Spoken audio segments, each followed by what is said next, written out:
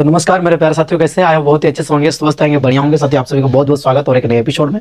आज की एपिसोड में मैं आपके साथ बात करने वाला हूं क्लास 10 का जो आपका द्विचार वाले रैखिक समीकरण है, उसमें जो क्वेश्चन नंबर आईवी है।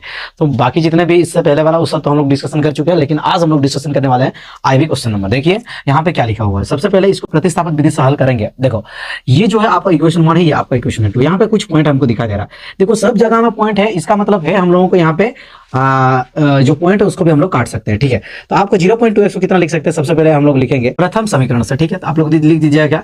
प्रथम समीकरण से, है ना। प्रथम समीकरण से कितना हो जाएगा? आप मुझे बताओ कि आपका 0.2x को 2x बटा में 10 लिख सकते हो कि नहीं? प्लस में ये होगा आपका 3y बटा में 10 इज इक्वल टू कितना हो गया आपका 13 बटा में 10। ठीक है, तो यहां से हम लोग लिख सकते हैं इसको 2x प्लस में 3y इज इक्वल टू 13 लिख सकते हैं कि नहीं? बोलो इतना इतना मेरे को बोलो। ठीक है, लिख सकते हैं ना? को द्वितीय समीकरण से वैसे ही लिख दीजिएगा। ठीक है, तो यहाँ से सीधा x निकाल दो, उसके बाद काम आ जाएगा। ठीक है, तो यहाँ पे आप लोगों का क्या हो जाएगा? यहाँ पे हो जाएगा कि आपका 2x इज इक्वल टू कितना हो जाएगा? 13 और घाटा में 3y। ठीक है, this imply that x is equal to कितना हो जाएगा? 13 घाटा में 3y और घाटा में 2। ठीक है, x इज इक्वल टू आया कितना? इतना। अभी लिखो अभी आप दूसरा समीकरण से, है ना। दूसरा समीकरण से कितना लिख सकते हो आप मुझे बताओ? बिल्कुल इसको भी ऐसे ही कर सकते हैं क्योंकि पॉइंट है यहाँ पे। क्या है? पॉइंट है, तो पॉइंट को हम लोग घटा सकते हैं। तो क्या हो जाएगा? 4x प्लस में 5y इज इक्वल टू कितना? 23। ठीक है साथियों, यहाँ पे 4 और मल्टीप्लाई x के लिए कितना? 13 और घाटा में 3y और घाटा में कितना है? 2 है, प्लस में 5y इज इक्वल टू कितना है? 23। ठीक है, यहाँ पे आया कि नहीं समझ में? अभी 2 दूने 4 काट दो। ठीक है, तो कितना हो जाएगा? इसको दो को सभी के साथ गुना कर दो। 13 दूने कितना हो जाएगा? 26 और घाटा में, ठीक है, ये हो जाएगा 3 दूने 6y इज इक्वल टू कितना हो गया? सॉरी, प्लस में ये होगा आपका 5y इज इक्वल टू कितना है?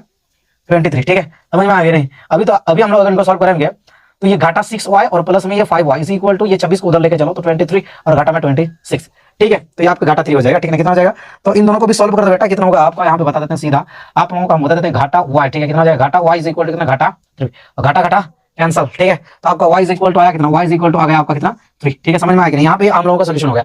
x इज इक्वल टू कितना है? तो आप लिख दीजिएगा y का मान को। ठीक है, y का मान को किसी भी समीकरण में प्रयोग करने पर, ठीक है, किसी भी समीकरण में, है ना, समीकरण में प्रयोग करने पर, ठीक है, क्या करने पर? प्रयोग करने पर कितना होगा?